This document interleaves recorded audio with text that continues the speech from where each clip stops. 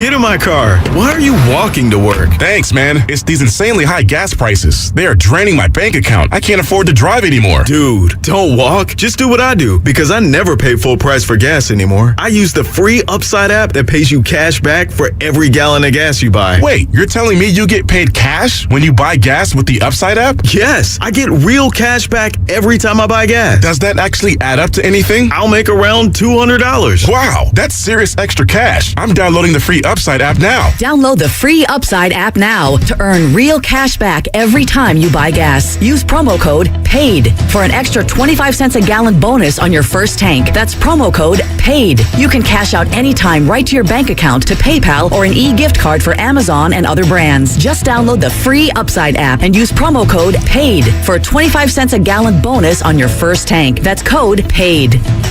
Okay, 3 more climbers, 7 loggers. Ted's sustainably sourced logging company is growing a new branch. What about truck driver contracts? Which means a new HR manager will be the first hire to fall. Then we'll need to staff up the warehouse. Indeed can help him hire great people fast. I need Indeed. Indeed you do. You can schedule and conduct virtual interviews all from your employer dashboard. Visit Indeed.com/credit and get $75 towards your first sponsored job. Terms and conditions apply. Wireless headphones. That'll be $200. I'll use my Capital One Quicksilver card. Now that's a hit. You used the Capital One Quicksilver card, which makes you the hero of every purchase. With Quicksilver, you earn unlimited 1.5% cash back on every purchase everywhere. I wanted running music, but unlimited 1.5% cash back is pretty heroic. Good instincts. Every hero needs a theme song. The Capital One Quicksilver card. What's in your wallet? Terms apply. See CapitalOne.com for details. UCSF Sports Medicine Center is dedicated to treating every type of athlete, from kids to adults, amateurs to elite professionals. As one of the best orthopedic programs in the nation, UCSF has programs to optimize an athlete's performance and the latest advancements to treat the most complex sports injuries. With locations throughout the Bay Area, now including Marin, Walnut Creek, and Redwood Shores, it's even easier to make an appointment today. Visit ucsfhealth.org so you can get cleared to play. UCSF Health, redefining possible. California, you deserve more. And with United Healthcare, you'll get more. Annual enrollment is October 15th through December 7th. So call United Healthcare today. With the United Healthcare Medicare Advantage Plan, you get more from your Medicare dollar, now including better than ever dental, vision, over-the-counter, and prescription drug coverage. Call United Healthcare at 1-888-CALL-UHC today and speak with a licensed sales agent. Benefits, features, and/or devices vary by plan and area. Limitations and exclusions apply. We're all on this planet together, so join Odyssey and find your one thing. Now that it's autumn, check window and door seals for proper insulation and replace your furnace air filter. Join Odyssey, and together, each of us doing one thing makes a greener tomorrow. What's your one thing? When you can't stop, there's Vicks VapoRub. Vicks VapoRub sends powerful medicated Vicks vapors right to the source of your so you can experience cough relief and breathe easier. Generations of families have trusted Vicks VapoRub to help relieve the worst cold symptoms. So next time you have a cough, reach for the Vicks VapoRub. Vicks VapoRub. Cough relieving is believing. The new Google Pixel 7 Pro is super, especially when it's on Verizon, the network America relies on. It's supercharged, super powered, and a super... deal. You know it. Now, switch to Verizon and get the Google Pixel 7 Pro on us with select trade-ins and select 5G unlimited plans. That really is super. Yep. There's never been a better time to switch to Verizon. $899.99 device payment purchase with new smartphone line on select 5G unlimited plans required. $200 Verizon e-gift card with porting. Less $700 trade-in/promo credit applied over 36 months. 0% APR. Trade-in conditions and additional terms apply.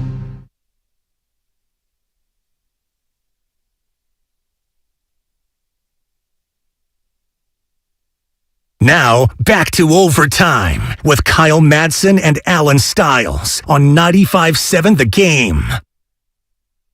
Hey, rocking with you after a 37-15 49ers win in Carolina. Shout out to everybody streaming on YouTube and on Twitch, youtube.com/957thegame, twitch.tv/957thegame. Maybe you're on the Odyssey app, the free Odyssey app. Take 95.7 with you wherever you go, or maybe you're dialed in on your radio dial, 95.7 FM. We got way too many ways to kick it. Just like the Niners got too many ways to beat the Carolina Panthers. It just doesn't matter. Through on the ground, in the air, on defense, we're rocking. It's very good. Evan Giddings in for Alan Stiles. I'm Kyle Madsen.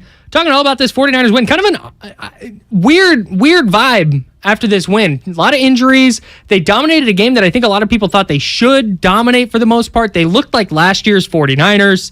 They give up just 15 points, just over 300 yards of total offense. Defense, very good once again. But it feels like, okay, they're just on track. How good are they?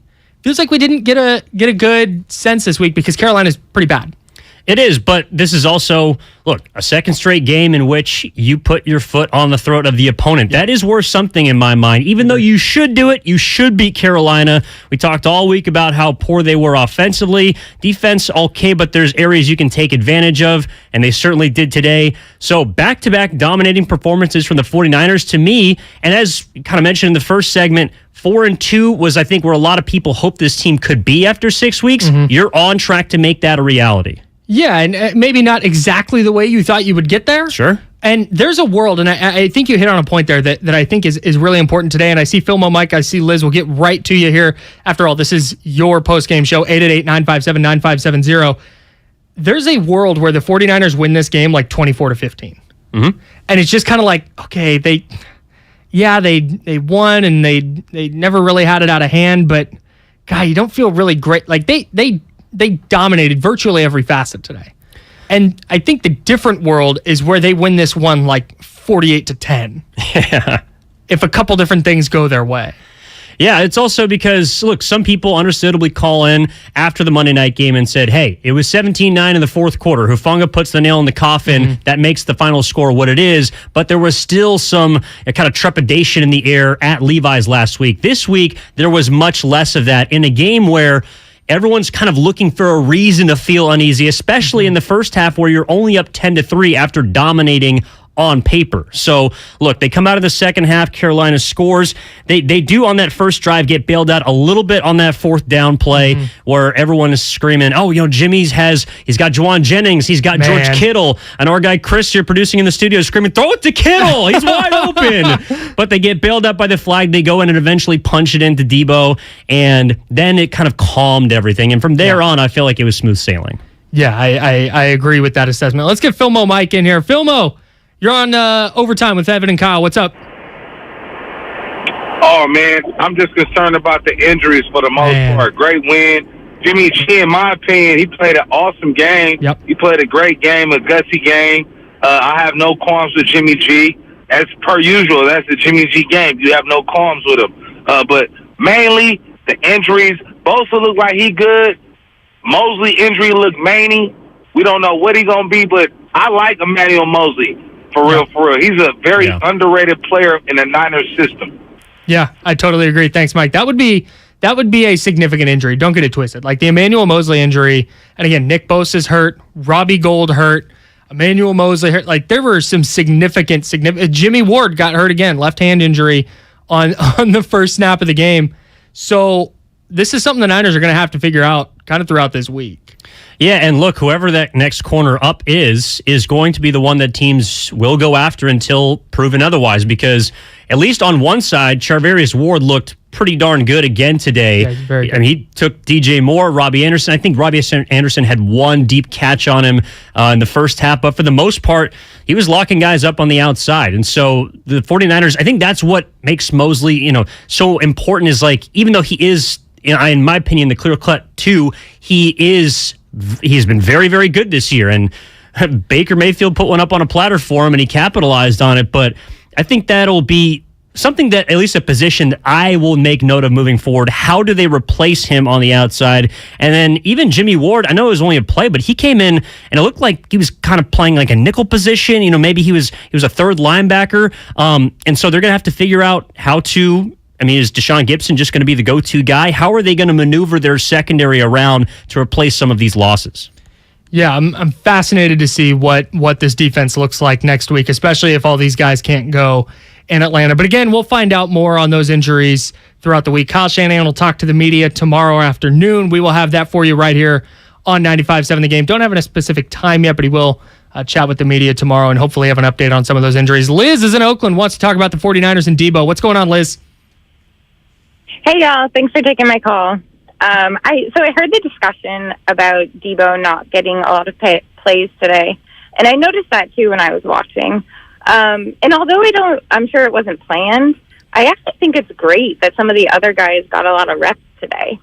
We all know that Debo's amazing, so it's really nice to see Kittle and Ayuk and Jennings getting a lot of plays. I think it's good just from a team morale perspective and like confidence in the offense going forward.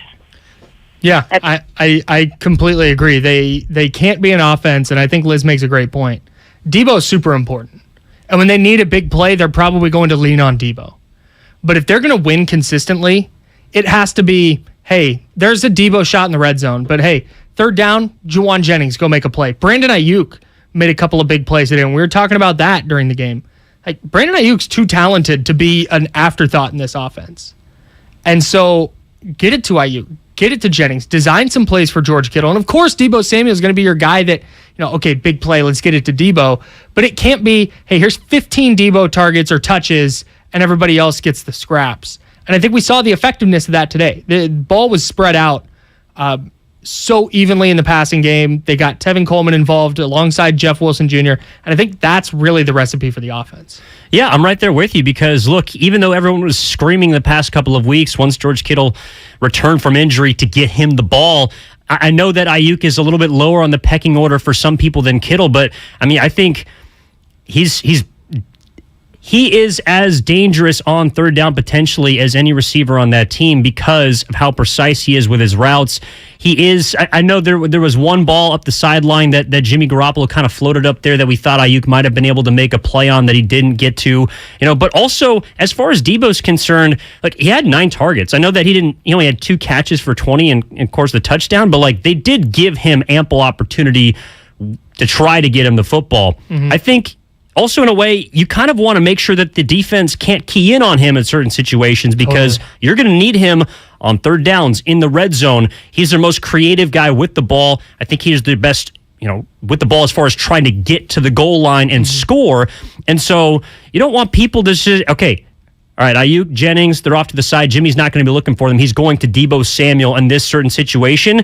And I think that's why, look, I think it was like 7 different guys caught a ball today. Spreading things around is what's best for the offense. And as we saw on the scoreboard, it's what was best for points today. Yeah, Debo Samuel, just 2 carries for 12 yards, and one of them just on an end around. Yeah. And I think this is an evolution we're seeing from Kyle Shanahan, where he's figuring out, because defenses are adapting to his offense, and now he's figuring out the zig to everybody else's zag.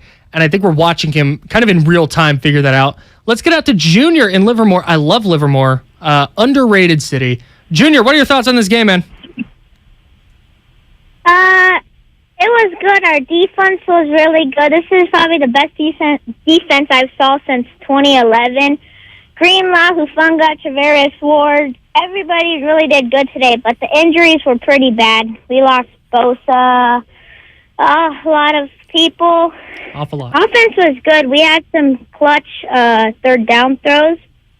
The Jennings, Ayuk, Debo did pretty good at today. Our touchdown were pretty good. I liked the run by Tevin Coleman. Yeah. Yeah. Dynamite. Hey, Junior, how old are you? 8 years old. Dynamite. Hey, appreciate you calling. Keep doing your thing, all right, buddy? Okay. All right, we'll see you. This is how you know Junior's a student of the game. Bro, he said he's 8 years old, and it's the best 49ers defense since before he was born. He said he's seen since 2011. My man's done his research. Yeah. I respect. This guy's watching tape. Grinding tape. I respect the hell out of that. Junior, Livermore, calling every single week. Junior's going to be hosting this next week. I'm out of here, bro. No, I think that I love that Junior brought that up because I do want to transition a little bit to the defense because I think the offensive performance by the 49ers today was important. But again, this team starts and ends with its defense. And Shasky and Bonte brought this up a couple weeks ago. Like, what is this the best 49ers defense since? And I thought before the year, like, hey, it's going to be as good, maybe better than 2019. I think it's just overall deeper. The secondary maybe a little more dynamic. And that was before I saw how good Talanoa Hufanga is going to be. And before I saw how flawlessly Tayshaun Gibson was going to fit in. But I think that you have to start putting them in the conversation with those 2011, 2012 defenses with Aldon Smith and Justin Smith and Patrick Willis and Navarro Bowman and Deshaun Goldson and Dante Whitner, like I think you absolutely have to start to put them in that conversation. Again, there's a lot of time left, but through the first 5 weeks, and even today, it was a quote-unquote down day for them, and it was a better defensive performance than half the league will have this year. Yeah, and look, they're dominant at all 3 levels. That's the thing. I mean, you can say that the D-line is maybe the leader, but the linebackers have been fantastic. The secondary's been great, and that's why I think, to Junior's point, it feels a little disheartening at the end of a dominating win because you took injuries to key positions. Nick Bosa with the groin. I'm hoping that the reason for holding him out was more preemptive, just because they were up by a lot in that game. Bosa, look, groins are always kind of a fickle thing. His brother's currently going through one. You don't know how severe it's going to be. And I know it's not what everyone wants to hear in Carolina, but look, there was a lot of guys that went down on that artificial turf, and maybe the 49ers are saying, look, it's not worth it for you to be back out there. Got a couple updates on that. That's exactly what happened. Kyle Shanahan said Bosa's groin tightened up in the second quarter, so they shut him down. Tests are upcoming. Excuse me, I'm just choked up. Hey, big Bosa could be a big loss. I'm really upset. I'd shed a tear. Jimmy Ward, broken left hand. No timetable for his return. And Robbie Gould, most likely a knee bruise for him. That's and good. Emmanuel Mosley, they fear it's a torn left ACL for Emmanuel Mosley. That would be a brutal, brutal loss for the 49ers secondary, as we've discussed. Well, and especially because it comes on a drive where the game's already over, and he just gets tied up on a deep ball, in which he makes a fantastic play, by the way, to defend that deep ball from Baker. Very good play. He goes up and makes a play, and then immediately grabs for his knee, and you're just, oh yes, to oh no, like this is how this game is going to end. And it feels like for a lot of fans that may be how, as total of a dominating victory it was, that's kind of going to be the storyline tomorrow is, man, the 49ers were great, but they also took a lot of losses that will impact how good they can be. It feels a little bit like, maybe not as dire, but that week 2 game back in 2020 where Jimmy Garoppolo had the high ankle sprain, Solomon Thomas tore his ACL, Nick Bosa tore his ACL. Like it was a big win. It was a dominant win over a bad team, but it was like, man, at what cost? Yeah. And you said it, the Mosley play is particularly brutal because the game was over. The Panthers were flinging it 3rd and 10 from inside their own 5, down by 3 scores with 3 minutes left. And I don't want to say, like, I don't want to turn this into why are the starters on the field, because anything can happen. We saw the Niners nearly trick that week 1 lead against the Lions last year. But it's just like naturally, every time this Niners team kind of starts to round a corner, it's boom, Eric Armstead injury, Javon Kinlaw injury. Oh, Nick Bosa's groin tightened up. Oh, Emmanuel Mosley torn ACL. But this is a deep roster. This is a very good roster. And this is a defense that's built front to back. So if you're going to lose a cornerback and you're going to lose Emmanuel Mosley, that should not derail their season. Like, I'm not looking at that. And if they lose in Atlanta, I'm going to go, well, Emmanuel Mosley. Like, no, they are good enough to overcome that injury, as bad as it is. I think they're good enough to stay on the track that they're on. I think so too. And look, at least for me, Kyle, I don't know about you, but it feels also disheartening because one of the storylines this week was, all right, guys are coming back. Right. Like you're getting guys back, especially defensively, right? You're getting Jimmy Ward back. Jason Verrett returned to practice. There appeared to be people that, are going to step up, and especially on defense, there was even some talk of, all right, this defense has played at a historic rate so far, but they have a chance to maybe even get better because of the guys in reserves that are coming back.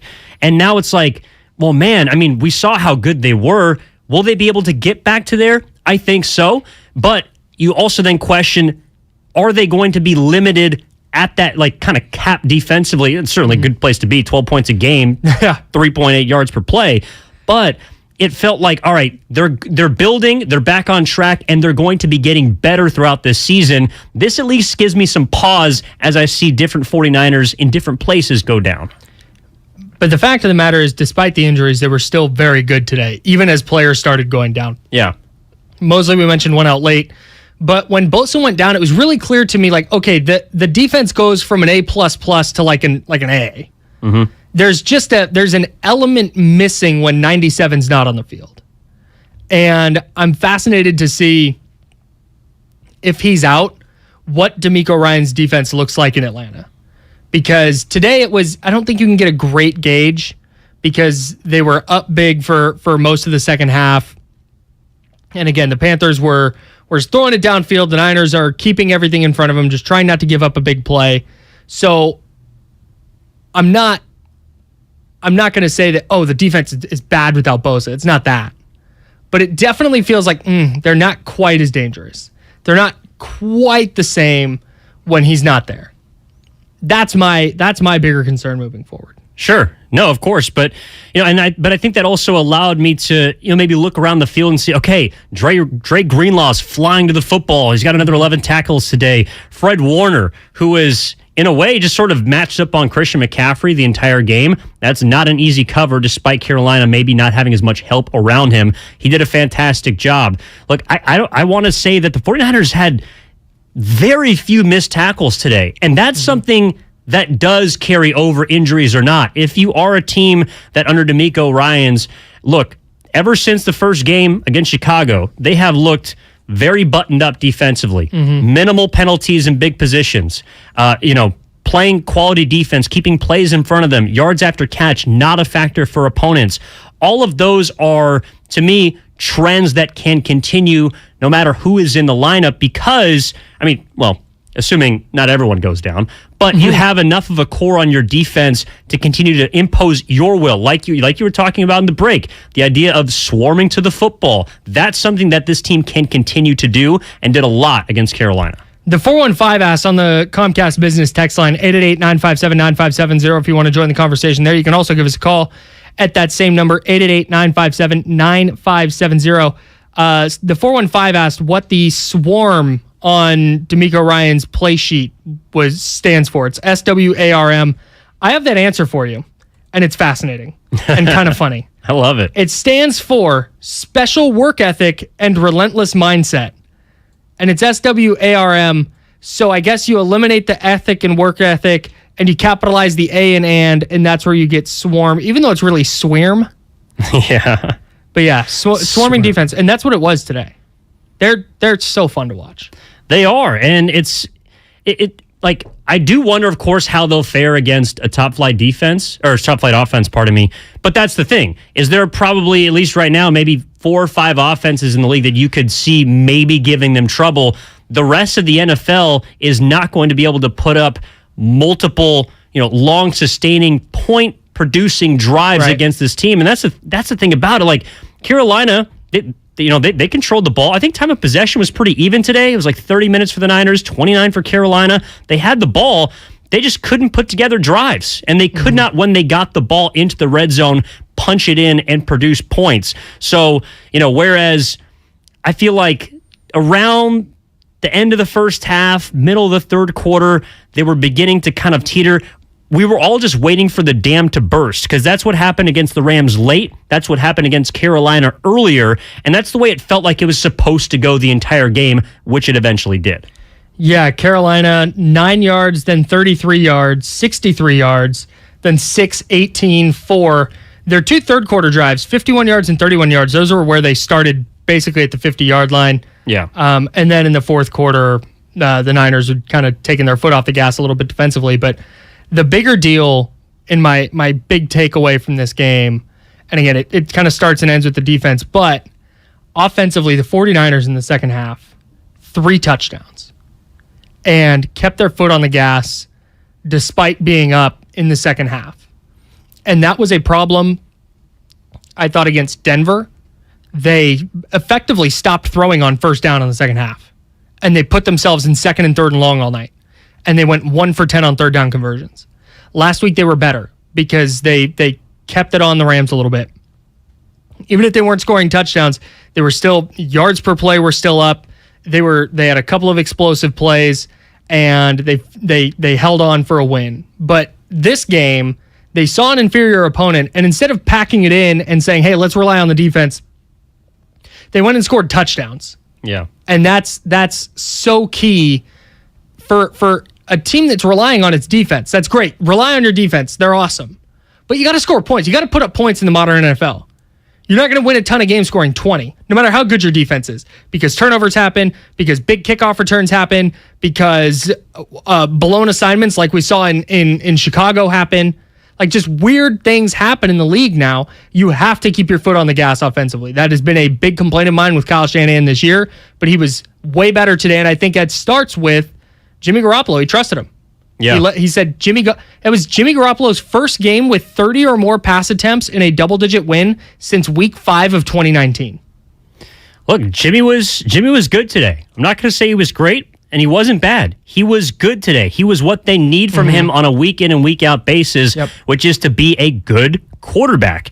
And he gave his players a couple of opportunities to go make plays. That was something I really liked. Him having trust and not necessarily, like, we didn't see a whole lot of happy feet Garoppolo today, but we did see him be willing to put the ball in a position for his guys early. George Kittle, Tevin Coleman caught a jump ball on the sideline. It was incredible. And sure, you can't necessarily rely on those plays being made on a consistent basis, but it demonstrates the type of trust in this offense right now between the two. And that's why, to me, it kind of feels like last season, because they ended last year peaking offensively and were able to make a run to the conference championship. And after just a couple of weeks this year, even though Jimmy G wasn't originally supposed to be the guy, they've seemed to get back to that, and it's been not a seamless transition, but it's been good enough to finally figure out, hey, on third down, we know where we need to go with the ball. We know we need to get Jimmy just enough time to get that ball out. And Jimmy Garoppolo also saying, hey, I got Deebo Samuel, I got George Kittle, I got Brandon Ayuk, I got Jawan Jennings, playmakers on the outside that can extend drives for me if I can get them the football. It felt to me, and I'm interested in how you feel on this, it felt to me like there were, starting with the completion to Coleman down the left side, where pressure in his face, Garoppolo threw it up and just said, hey, make a play, Tico Raw. That's his Twitter handle. I love calling him Tico. It's so Tico funny. Raw. Go make a play. It felt like there were, I should have written them down there, like 3 plays today where he completed a throw where it feels like in the past he might have taken a sack. Yeah. And throws under pressure have been Jimmy Garoppolo's kryptonite forever. Not that no quarterback is great under pressure. Like, every quarterback stats drop when there's defensive players near them. Like, that's just how it works. But Garoppolo's drop off to where he's like an unplayable quarterback in the NFL, statistically. Yeah. And I thought he was better in that area today. I'm curious to see what the numbers kind of bear out, but if he's going to complete a couple of throws a game under pressure and turn typically negative plays into positive ones, and take a 2nd and 8 and turn it into a first down instead of a 3rd and 14, that by itself is going to allow this offense to hit a level that it wasn't getting to in 2019, that it wasn't getting to in 2021. And now all of a sudden it's like, man, if they can turn 1 or 2 extra drives a game into points instead of punts, well, now they might be able to hang with a top flight offense, even if they're not getting top flight QB play. Yeah, and look, there was also some plays on the opposite side of the spectrum. There was a throw earlier in the game. I believe it was on their second drive where he tries to fit it into Deebo Samuel. Could have easily been a pick. The guy drops it. There's that play. In the third quarter, Jimmy got bailed out on that 4th down where, as we talked about, he had Kittle open. I thought Jawan Jennings was open over the seam. He missed him. He's not going to be perfect, but when you're converting on 3rd down specifically, and I thought that Kyle Shanahan, that's where, at least to me, the trust factor was evident. On 3rd down, throwing the football, 3rd and 8, 3rd and 10, 3rd and 4, there was enough to say, okay, well, I don't always trust Jimmy Garoppolo, but today it felt like I could. And it felt like Kyle Shanahan could with the plays that he was calling. The offensive line was giving him just enough time. Even though he took a lot more hits than he did against LA, he still stood in the pocket and delivered the football when he needed to. And that, to me, is a sign of him hopefully improving. And maybe he's not going to be a different quarterback, but to be effective enough to pulverize teams you should punish, like the Carolina Panthers. Good win for the 49ers. Are you feeling better? Are you ready to lock in playoffs? 888-957-9570. We'll look around the NFL scoreboard too, because some very good news around the league for the 49ers. We'll talk about that on the other side as well. He's Evan Giddings. I'm Kyle Madsen. This is Overtime on 95.7 The Game. Chris Cuomo is back with a new show on a new network. Catch Cuomo weeknights on News Nation at 5 p.m. Pacific. To find News Nation on your television provider, go to newsnationnow.com/join us. Are you curious about who offers the best deals on top-rated Samsung, LG, and Sony TVs? The answer is surprising. It's not online, and it's not the warehouse clubs. The best deals on top-rated TVs are at Video Only. Don't believe it? Then check out the trade-in deals at Video Only. How about $500 for your old TV? Try doing that online. Before you buy that new TV, drop into Video Only. If you don't, you'll be sorry. Hey guys, Mike Valeni for Cash the Ticket podcast. If you like sports betting or if you just like sports, it's the podcast for you. We try to cover all the big games and maybe some of the games you didn't even know were important, give you some angles, pick some winners, have a good time, and hopefully help you meander through college and pro football season. So join us a couple times a week to get all your information you need to bet the games that you watch. It's Cash the Ticket on the Odyssey app or wherever you get your podcasts. Kirby is your driveway mechanic. They bring the shop to you with brake replacements, oil changes, washes, and so much more. Get $50 off your first oil change with code OIL50 at Kirby.com. That's CURBEE.com and use code OIL50. The greatest story ever told will be coming to an end. Dead & Company, the final tour, hits Oracle Park July 14th and 15th. And 95.7 The Game has your tickets. For your shot to win, get the 957thegame.com/contest. Hey, I'm Andy. If you don't know me, it's probably because I'm not famous. But I did start a men's grooming company called Harry's. The idea for Harry's came out of a frustrating experience I had buying razor blades. Most brands were overpriced, overdesigned, and out of touch. At Harry's, our approach is simple. Here's our secret. We make sharp, durable blades and sell them at honest prices for as low as $2 each. We care about quality so much that we do some crazy things, like buy a world-class German blade factory. Obsessing over every detail means we're confident in offering a 100% quality guarantee. Millions of guys have already made the switch to Harry's, so thank you if you're one of them. And if you're not, we hope you give us a try with this special offer. Get a Harry starter set with a 5-blade razor, weighted handle, shave gel, and a travel cover. All for just $3 plus free shipping. Just go to harrys.com and enter code JOY at checkout. That's harrys.com, code JOY. Enjoy. Chris Cuomo is back with a new show on a new network. Catch Cuomo weeknights on News Nation at 5 p.m. Pacific. To find News Nation on your television provider, go to newsnationnow.com/join us. The radio home of the Golden State Warriors, KGMZ FM and HD1 San Francisco on Odyssey Station.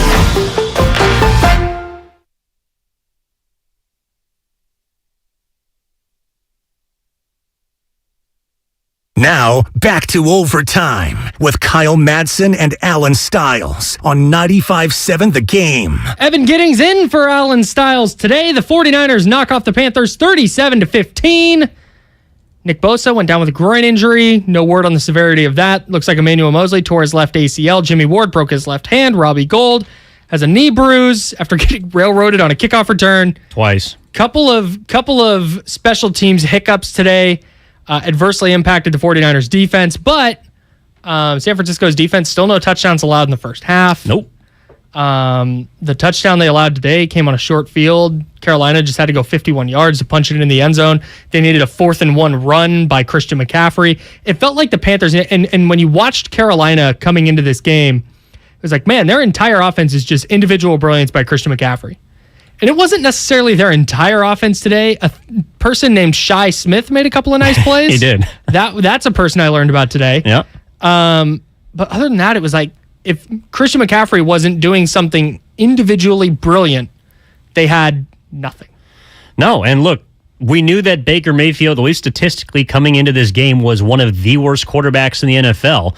And at least the number that stood out to me that I think contributed to that pick six by Emmanuel Mosley, the fact that Baker Mayfield had before this week 11 passes batted down at the line of scrimmage. He was double pumping a lot today because he had Niners consistently in his face, swarming to the football. Swarming. Swarming.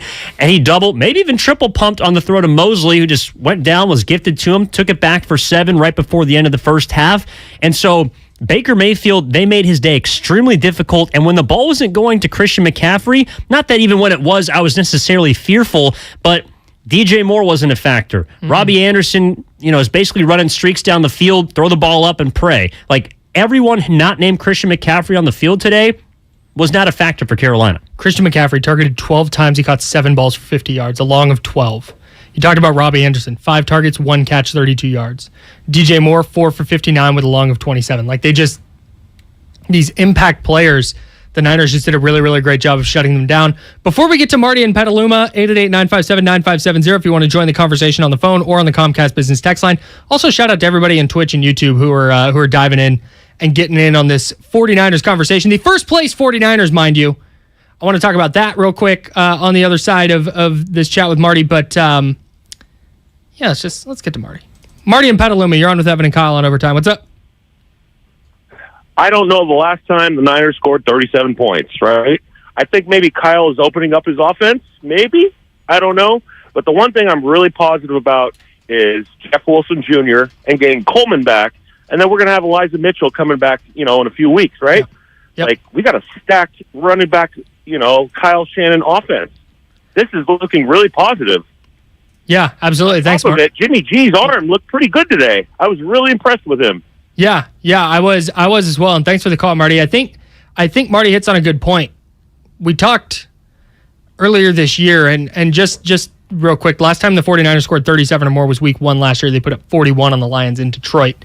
Put up 30-plus a couple of times, but did not cross that 37-point threshold since week 1 last year. But anyways, we talked all about, Elijah Mitchell's down. Who's going to carry the load at running back for the 49ers?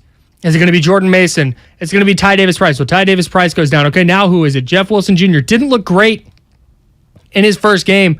All right, how are they going to run the ball? Are they going to have to rely on Jimmy? Hey, what do you know? Jeff Wilson Jr. gets his legs under him, got a little bit of juice, and Tevin Coleman? Yeah. Out of nowhere? Tico Raw. Our guy, Tico Raw. Well, and that's the whole complementary football, the winning equation for the 49ers. Jimmy Garoppolo looked confident throwing the football. Kyle Shanahan looked confident calling plays for Jimmy Garoppolo to throw the football, and they looked confident running the ball.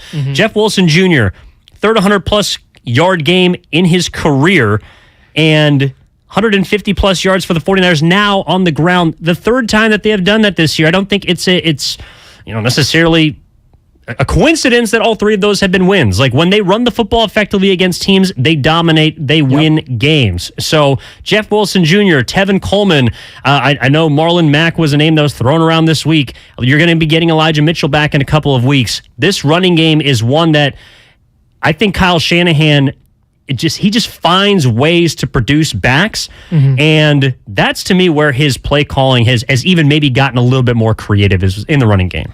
Yeah, and I think it works off of, instead of using the run to set up the pass, they're doing it the other way around. They're throwing more on first down.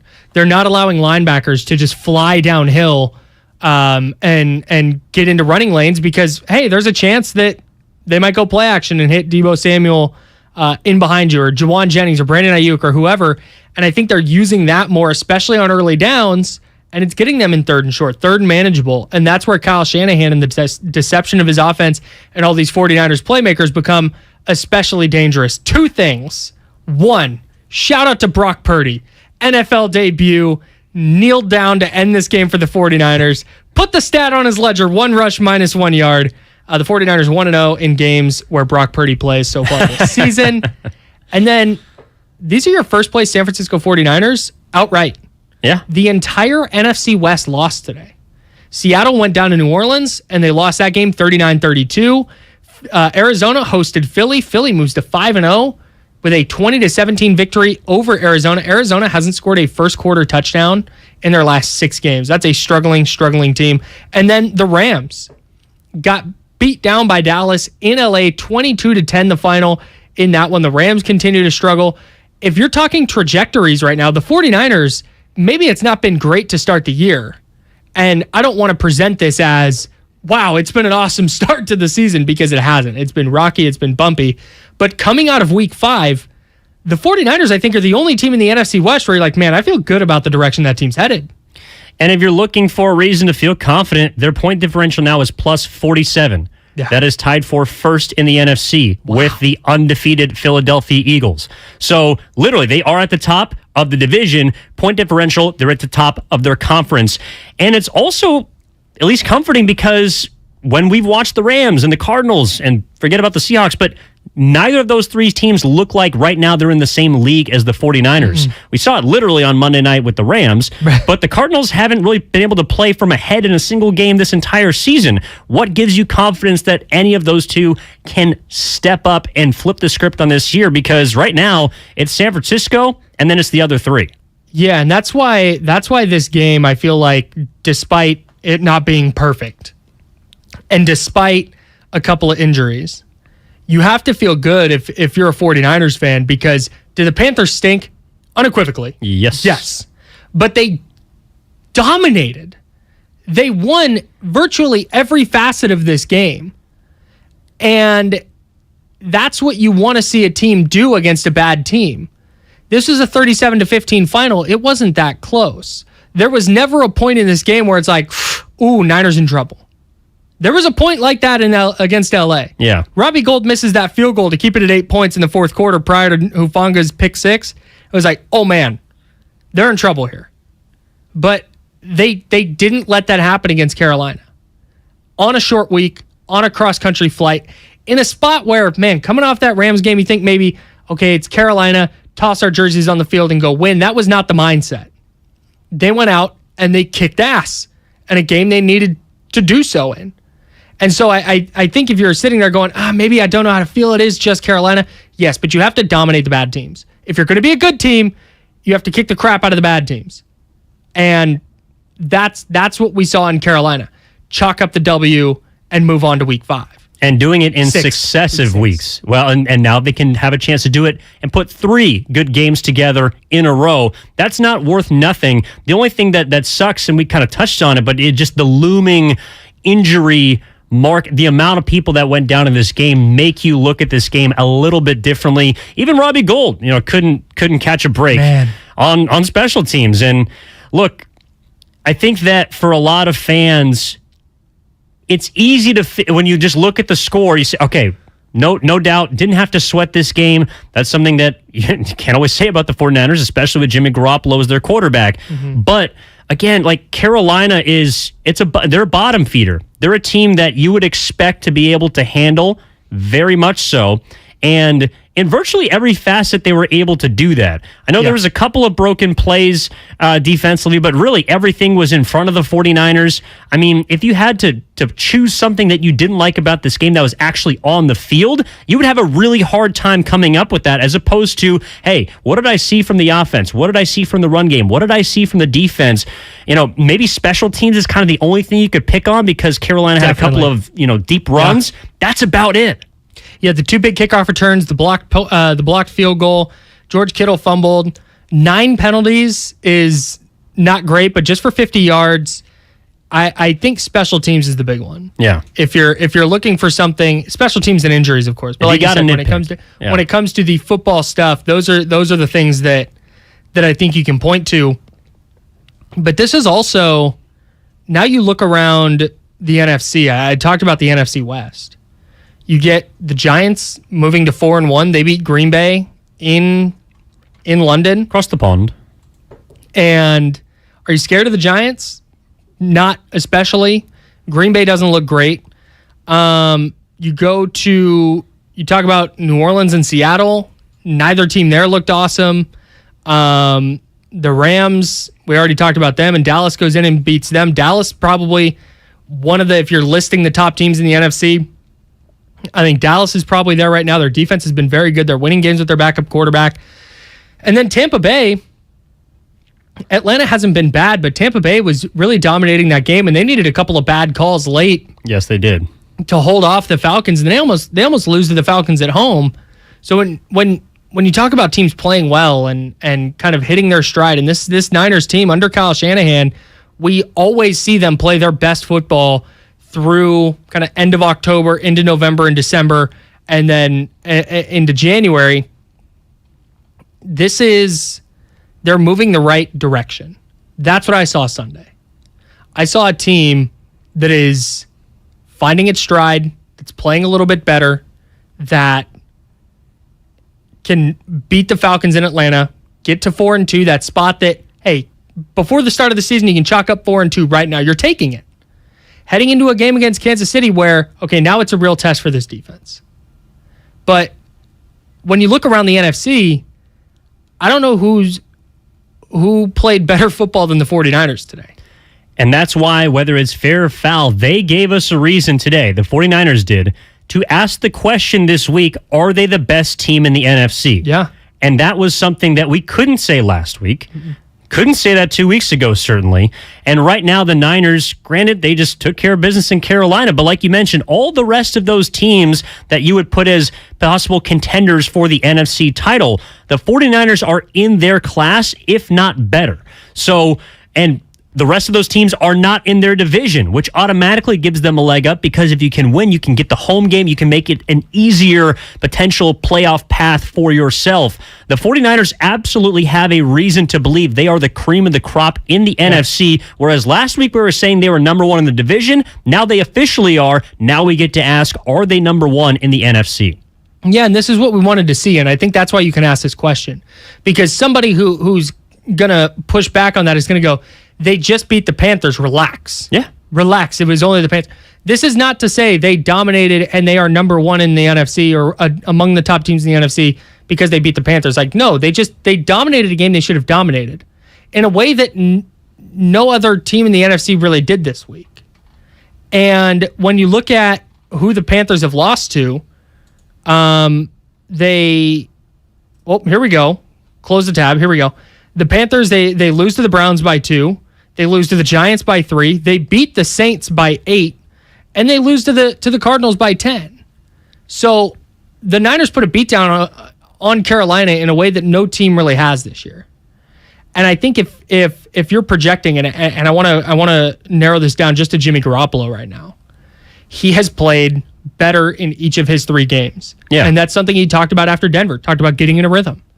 I thought today he looked as good as he has looked all year, and really better than he's looked maybe since early last season, maybe 2019.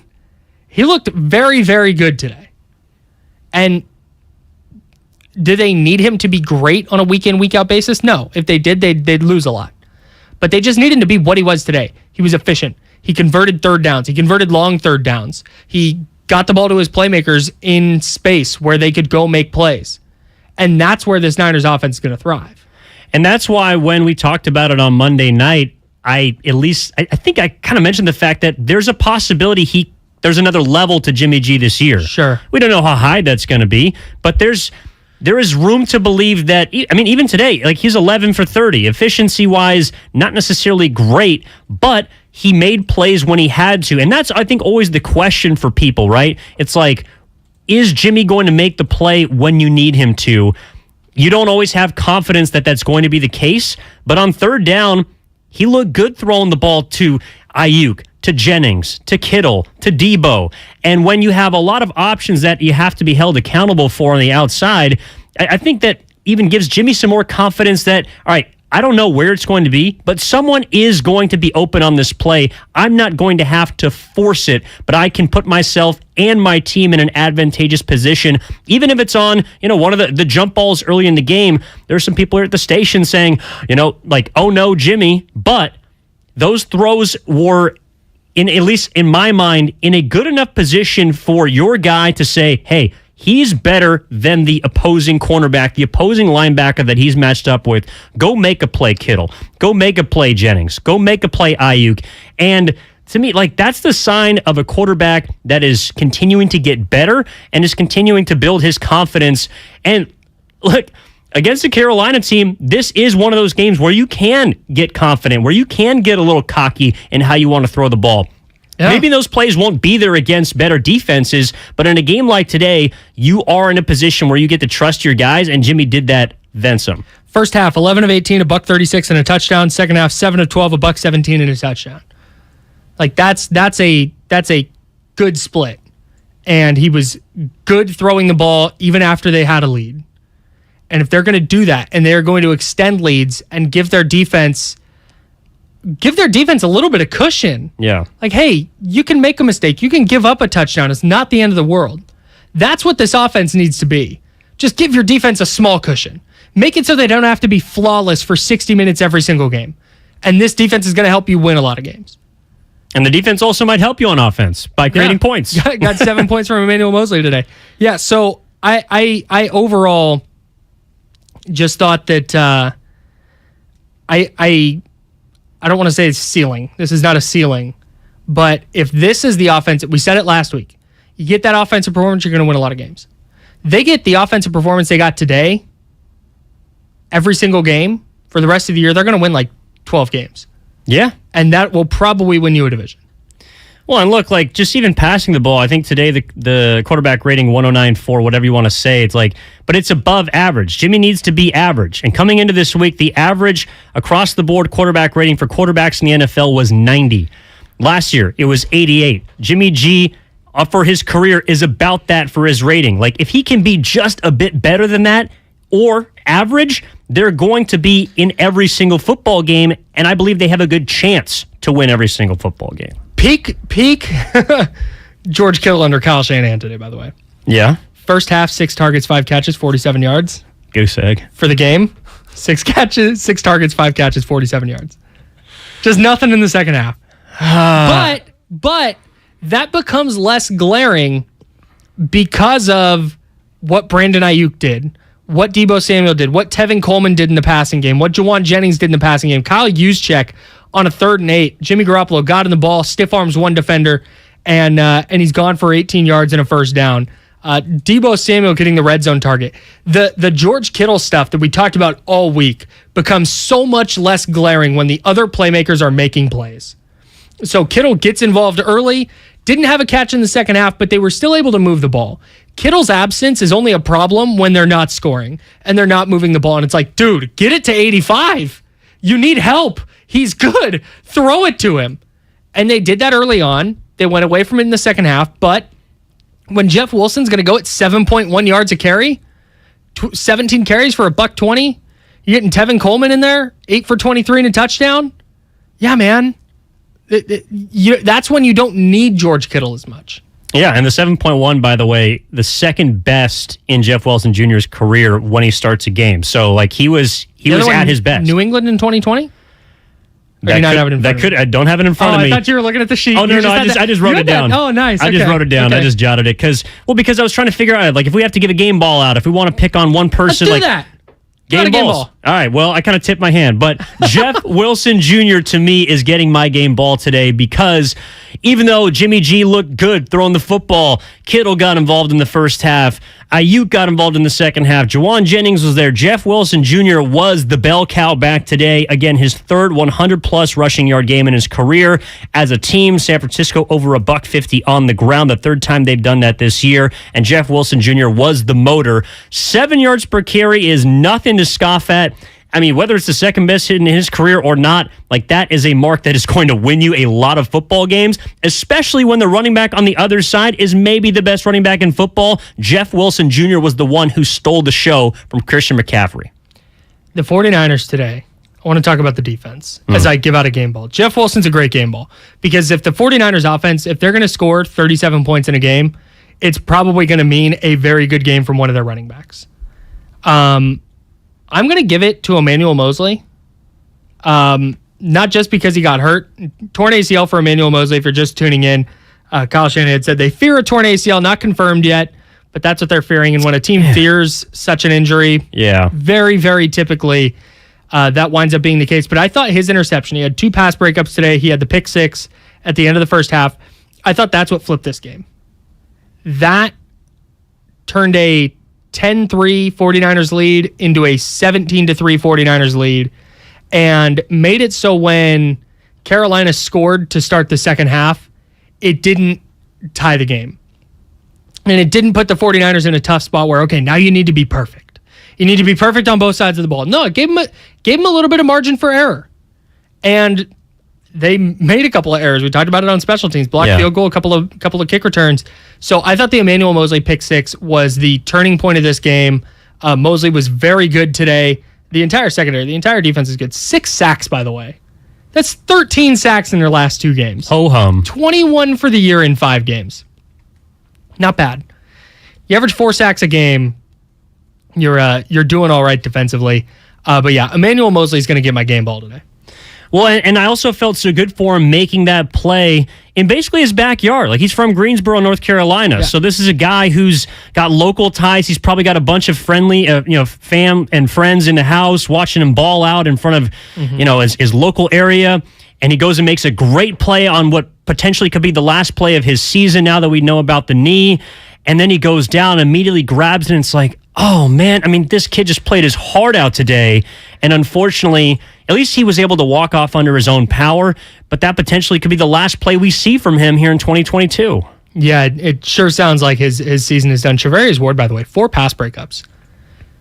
And that matches the eye. He was really good. He's been excellent. I think the one catch to Robbie Anderson that he had, the 32-yarder, was on him, and that was it. Sneaky vet push off by Robbie Anderson, by the way. Not bad. Savvy vet push. No, Charvarius Ward looks like a true one. He looks like a guy that you went out to pay for that reason, because you can put him on his side of the field, and he's going to be matched up, and he's going to be worth every penny. Write this down in pen, by the way.